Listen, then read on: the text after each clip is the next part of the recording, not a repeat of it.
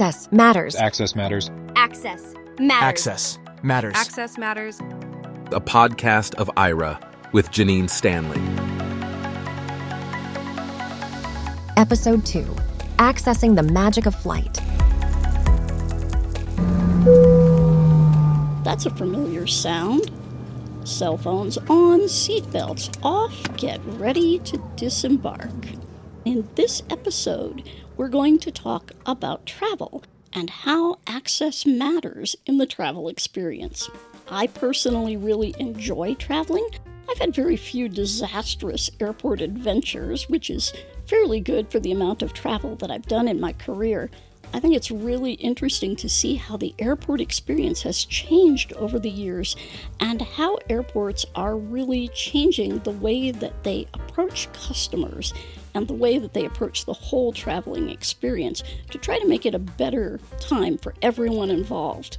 That includes people with disabilities. We're first going to talk with New York Times best-selling author, motivational speaker, and technology evangelist Mike Hingson. Mike travels a great deal and has been associated with Ira since 2015, so he has a lot to say about accessibility. Then, what happens if your city is about to welcome over 3,000 blind and low vision people and their families for the convention of the National Federation of the Blind? Whether it's 3,000 people or one person with a disability moving through an airport, things have changed a lot. Many airports have added new features like fine dining, art, live music, and ways to make the travel experience less stressful.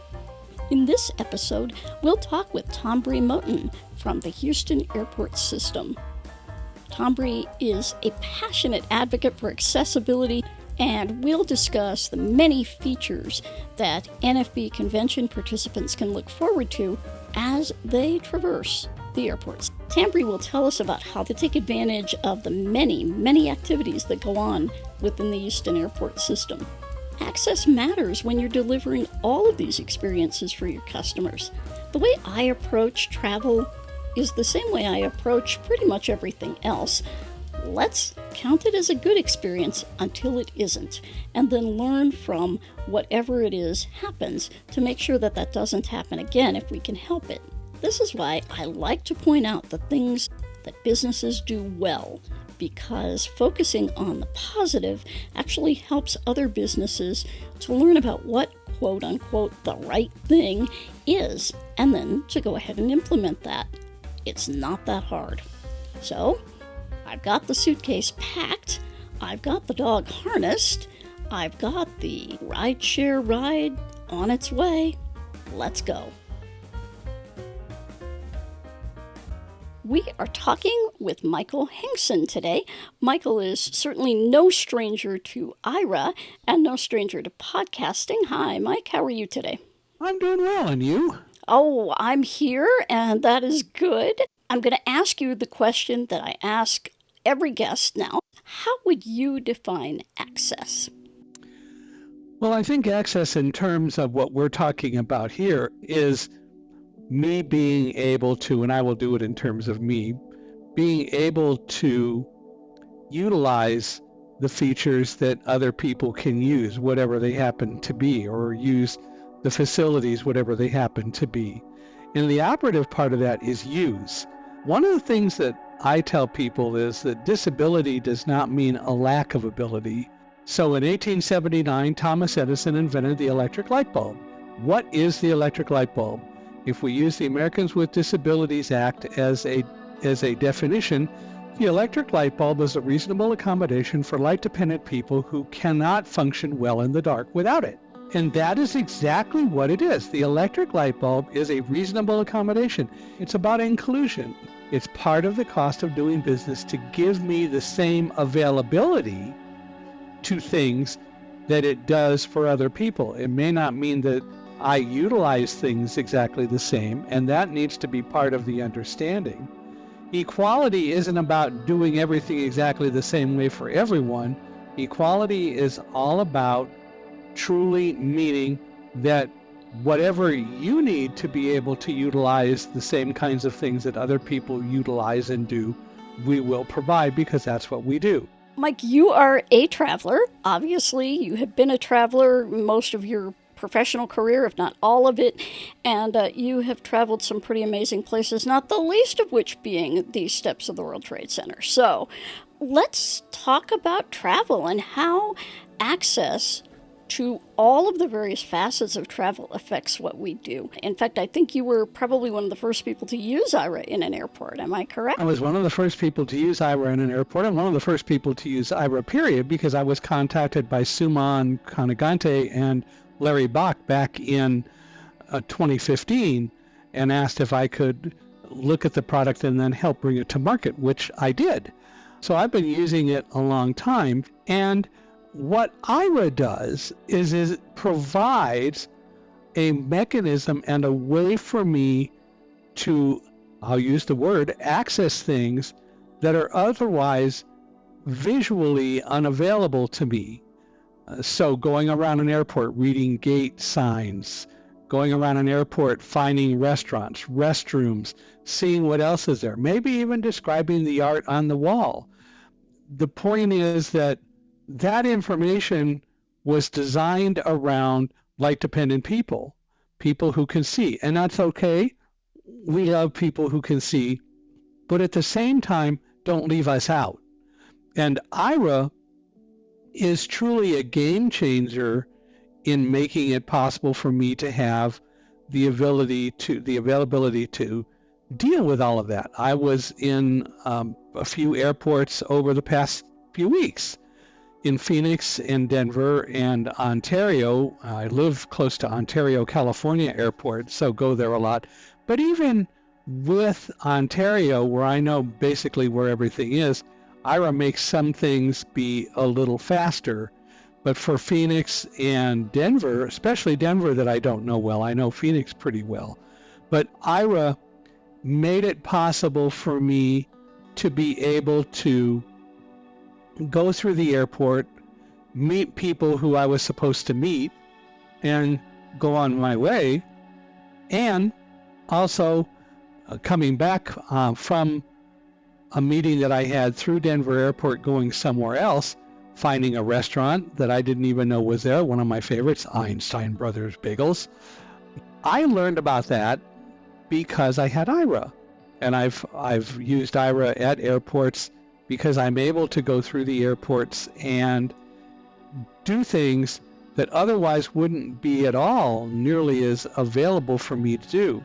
Whether it's quickly going to a gate, and I know we've had other videos and other stories of others who have gone through airports and ran through the airports to catch airplanes, and I too had close connections, and Aira made it possible for me to go through airports independently and quickly, much more quickly than I would have been able to if I had to wait for someone to be called and to escort me, who wouldn't walk as fast as I would walk, and it was just more awkward. Aira meant I could do it on my terms at my speed. I have many tools in my toolbox when I travel, so I asked Mike to tell us a little bit about some of the other tools that he uses, both apps and processes, when he travels with his guide dog, Alamo. One of the things that I did last year was to purchase the glasses from Envision, which is a Netherlands-based company. I believe that agents get the best view when they can do what would be done with the human eye, which is you got to have the ability to see from that level and see all around and have a good wide field of view. So I bought the glasses from Envision. I also bought them because they connected with Aira. But when I go to an airport and I want to do things, I can use an agent to find a place.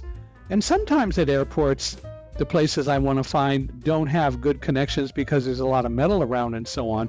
But I can get close, and then if Aira has to disconnect, I understand that, but I can immediately go into the AI modes of the Envision app and read signs, read text, read menus, even find a table, do object location and so on, and do things that I otherwise wouldn't be able to do because the information is not available. And what we're really talking about when we're talking about access and accessibility to a very large degree is availability of information. What I get to do is use every tool that I have available. I also have an app called Menus for All, which is pretty cool. But Menus for All, again, is really cool because it's an app that has thousands upon thousands of menus already, with more coming. And I can activate the app, and if I have an iPhone signal, then it'll sense that and it'll tell me what restaurants are around. So if the menu I want is there, it'll say, this is the closest menu, and it will give me the whole menu, and I can just read it. And if I don't have an iPhone signal, but I know the name of the restaurant, I can just type in or dictate in the name of the restaurant, and then I can get the menu and order and do all the things that anyone else would do. And that has been a very helpful thing for me on many occasions. If I want to use a Lyft, I will use Lyft. I will get the information from an IRA agent, and I may then go use that information independently. But like for a Lyft, I will try to use IRA most often, because using IRA, I know when the Lyft car arrives. Here's what one of those Lyft rides sounds like with IRA. All right, requesting Lyft. All right, it's looking for a car. All right, Jenine, you've got Zanetta, who has a 5-star rating, and she's in a Toyota Camry. And it's Fabulous. 4 minutes. Oh, there she is. Okay, so she's north of you. Looks like great. just Good. getting onto Cleveland Ave. Excellent. So it should be coming, Excellent. let's see, it looks like you're inside complex, so it should be coming from your left, I believe. Zanetta, she's pulling in here. So, yep, straight ahead here, back. About IRA, again, gives me the access to the information that I need in order to make it more usable and, yes, more accessible for me to be able to get around and do what I want to do on my terms. And I should be able to do it on my terms. You can learn more about Mike at http://michaelhingson.com. That's MichaelHingson.com.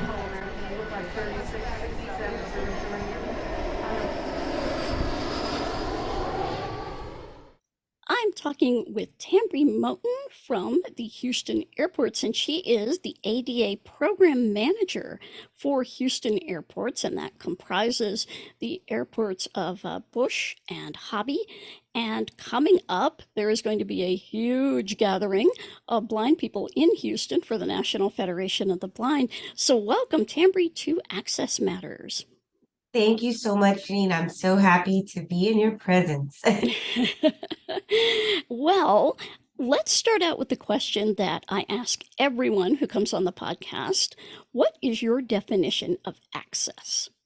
So my definition of access, I guess in general, would be making sure that the environment doesn't have barriers, and also the people around, the people in the community, taking away those mental barriers when it comes to attitudes and just being very welcoming. So I think that that's the key to access, the key to access. However, in the airport environment, when I define access, I want to make sure that the airport facility doesn't have barriers. If it's in a welcoming environment, the travelers, they're able to come into our terminals and be able to go wherever they need to go, get the services that they want to have, eat the foods that they want to eat, and there not be any type of, issues for them to being able to engage in that.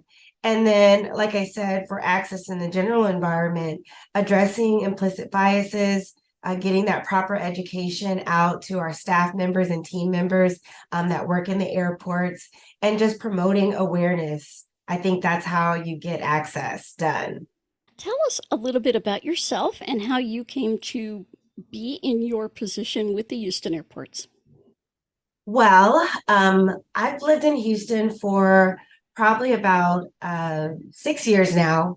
I've been with the Houston Airports for about 4 years. I started out with the city of Houston when I first moved here. I'm a military veteran, so I had moved back home after being in the military for 13 years. And I was, kind of looking for something new to do. I never considered working at an airport, but I was really excited when I saw some HR roles come available at the airport. And so I took the bait. And I've been here ever since. I got involved in airport accessibility basically through my knowledge of the ADA through human resources. And so I found it really exciting to be able to help citizens with disabilities truly enjoy the travel experience. So with my creative side and wanting to just try to find some innovative ideas, and also that legal side, working together, they combined forces, and I went on to create this program that I'm still working on. It's my baby, Access the Magic of Flight.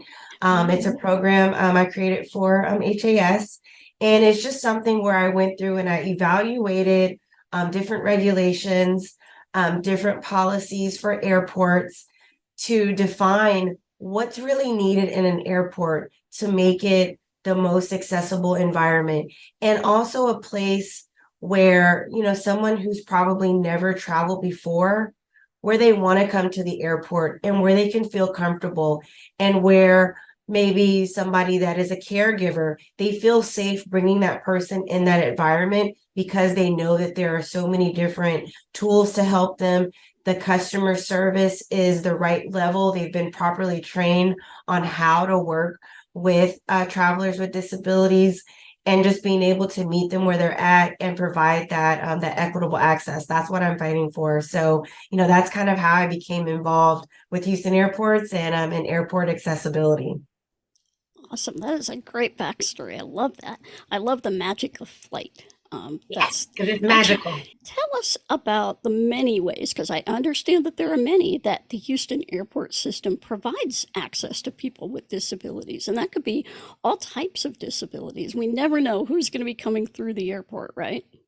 Absolutely. So because we never know who is going to be coming through the airport, we wanted to make sure that we thought of all the different types of disabilities, whether they're visible or non-apparent, and making sure that we create some sort of either effective communication to where we can engage with that customer, or some type of program that could help them while they're in the airport. So like I said, Access the Magic of Flight, it has probably about 40 plus programs or tools or amenities that could be used together. They could just be used separately in the airport environment. All of our customers are going to definitely be unique. And so when I was thinking about our programs and our services and our activities, I want to engage the traveler in different ways. And if they have, a disability, for that disability, what is it that they need to make sure that they're successful in the airport environment? So if it's effective communication through our language line, where a customer, they may need access to ASL, or if it's our customer service team engaging in our disability awareness training and knowing that a customer, they may want to communicate through notes, or making sure that, our videos, they're providing some type of captioning, just going through those different amenities and finding out for that customer and their disability, what can we use? We have Ira. I'm exceptionally happy about that. I was looking at a video yesterday that was talking about when we first brought Ira to Houston airports in 2018, and they were showing the technology, and just, it was so new then. And now that I look at it and I'm training my staff members in those disability awareness training, we're looking at how the tech has evolved and how it's just as simple as, our customers pulling out their smartphone. They don't necessarily have to have access to those smart glasses. They can just pull out their smartphone because the cameras are better now. Oh, yeah. And being able to still work with that operator and have that personal touch. And from using that technology, we found that we've also needed to improve other things inside of our terminal, such as wayfinding, making sure that our signage is going to be recognizable when an operator on a smartphone is using it through the IRA system. We also have our service animal relief areas for those that are traveling with service animals.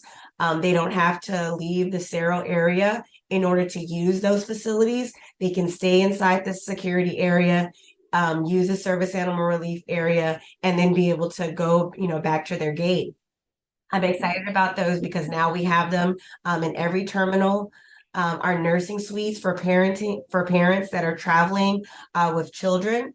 We also have a companion care facility that offers our universal design changing table in Hobby Airport. Oh, and that great. is an amenity that I am also super excited about because it has the adjustable sinks, adjustable toilets in that restroom, and then also that universal design table. There's also an area where they can use water to clean a wheelchair or whatever they need to clean, that they're bringing on the airplane with them. So I like that private space because, I definitely had some concerns and some concerned passengers that would, call and share some intimate stories with me on how their travel experience may have been before. And now that the companion care facility is in our terminal, how they were successful with using it and just how much it meant to them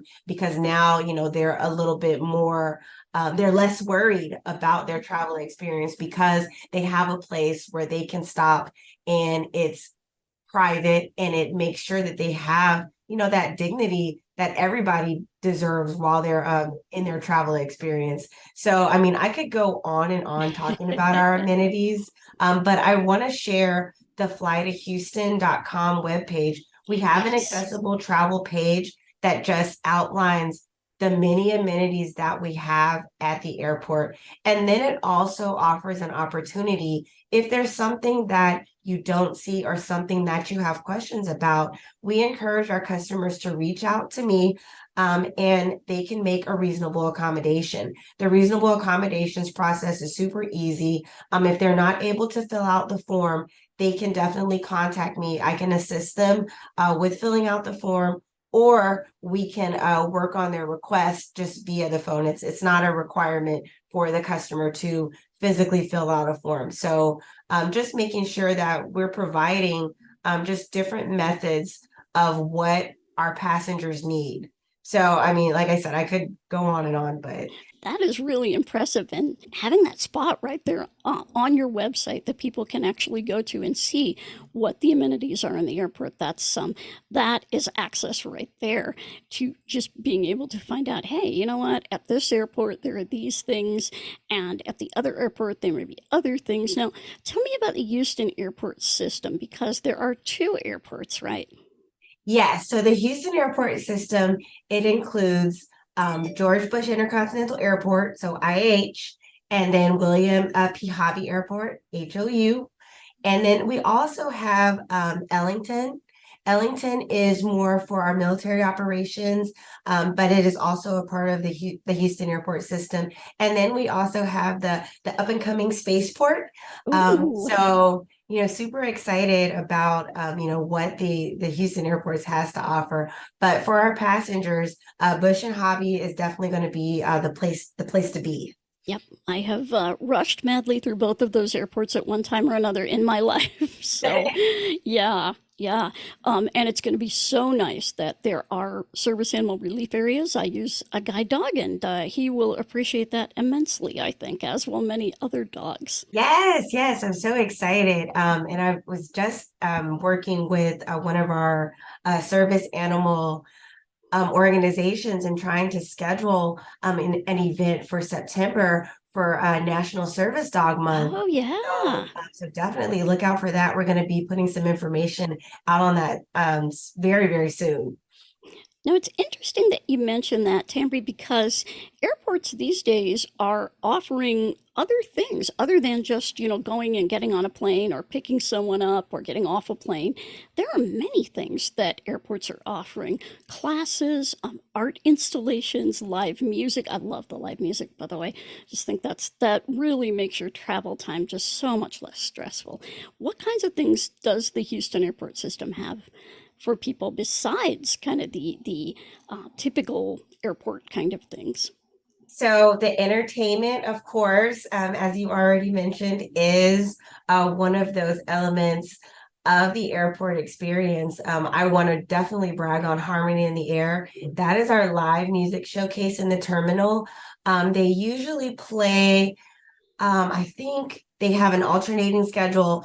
If anybody wants to go onto the website, Harmony in the Air is what you search, and it'll give you the schedule by day on what band is going to be there or what live music is going to be inside the terminal. We also have some amazing food. Hobby Airports, they just opened up all new restaurants. That was probably about a week and a half ago, and I just tried a new restaurant yesterday when I was out at Hobby Airport. I have not tried them all, but we did just get all new restaurants. So I know that's going to be outstanding. exciting. Yes. Just in case you get delayed. Oh, Yes. And then we have, I want to say friendly staff. And our friendly staff, they also include some therapy dogs. So definitely the airport experience can be stressful to customers. So the terminal management team, they have an outstanding program with therapy animals. And this is different from our service animals. We definitely want to understand and respect the difference with a therapy animal and a service animal. So for service animals, we know that they are working and that they are assisting our customers. The therapy animals are more for customers that, maybe they are in a high stress situation and they want to just kind of have an outlet. So they're welcome to pet these animals and just engage with them within the terminal. So I think that's a very exciting program. And then again, like I just want to brag on the friendly staff. All of our staff members at Houston airports, they are required to engage in disability awareness training. Something special that I have added on to our disability awareness training is this aviation themed, it's called pod walkthroughs. So protruding object discovery, which is something that I feel is going to prepare us for this convention, because we know that we are going to have guests that are going to be traveling independently with their white cane. We want to make sure that the airport is going to be a safe environment for them. So we just took some time out to review the access board's regulations on protruding objects, and then we engaged in some walkthroughs through our terminals to look at protruding objects, to look at, things that are blocking the circulation path, such as a trash can, something as simple as that, making sure that we're promptly reporting any type of spills and just keeping that something that's on a rotational and regular basis that we do before we start our shifts. And as we're just walking through the terminals, I could be walking to lunch and I notice something out of place. And I want to make sure that that is out the way so that, of course, I don't want any of my customers to get hurt. But since I know that I'm expecting over 3,000 attendees, I want to make sure that our airport is a safe place and we've done the work. So it's called protruding object discovery. For those that are in aviation, they may have heard of it before. Out on the airfield, it's called FOD.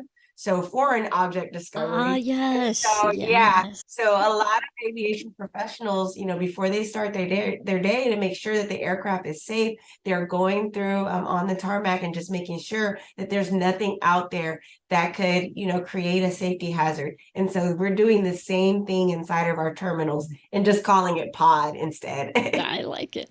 There are a couple different laws federally that govern airports. We've got the Americans with Disabilities Act, and then we have the Air Carrier Access Act.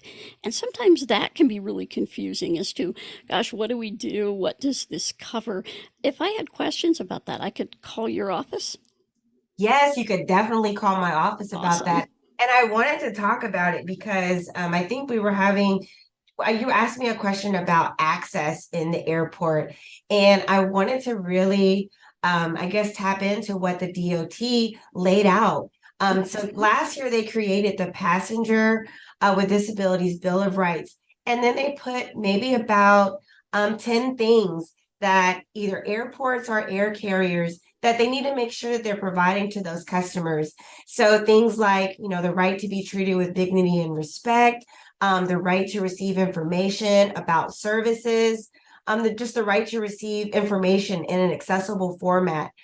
For me, as somebody that works at an airport, accessible airport facilities, assistance at the airports, and being able to travel with their assistive device or their service animal.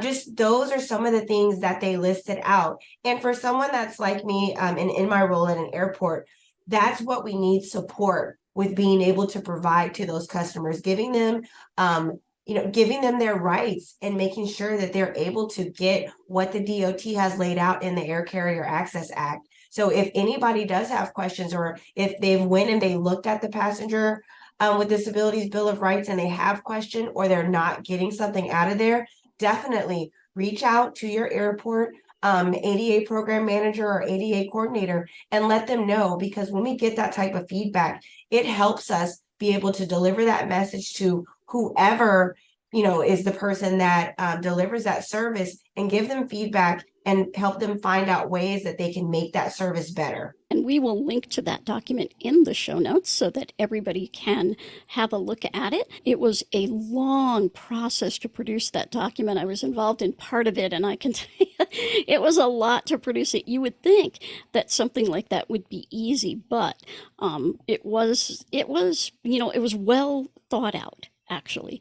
And that's what took the time, was to really make sure that it was done correctly. So that's exciting. So Tambre, how can people reach you?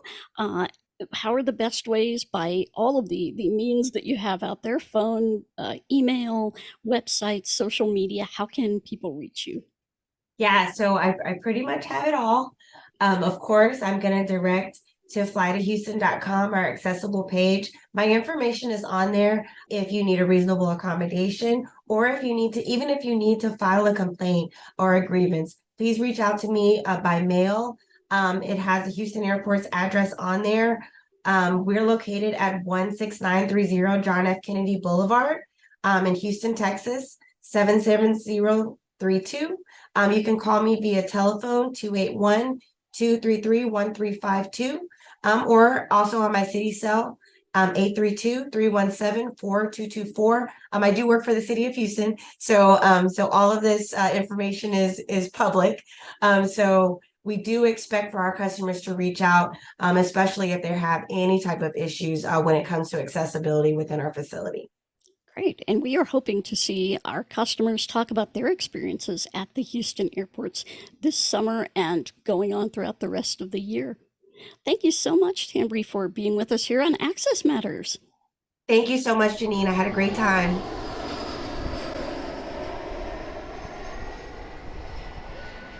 Hi, everyone. It's Jenine from her suburban backyard with Curtis the guide dog, who is off duty right now. Special thanks to Mike Hingson and Tambre Moten for coming on Access Matters and talking about travel, especially traveling through the Houston airport system this summer. So many of us go to the airport with this overarching sense of dread. And for someone with a disability, that dread usually means that someone is going to treat us inappropriately or not have the access that we need to important services. As you heard in this episode, there are a lot of tools that you can take advantage of to make sure that your customers don't come to you with that feeling of dread.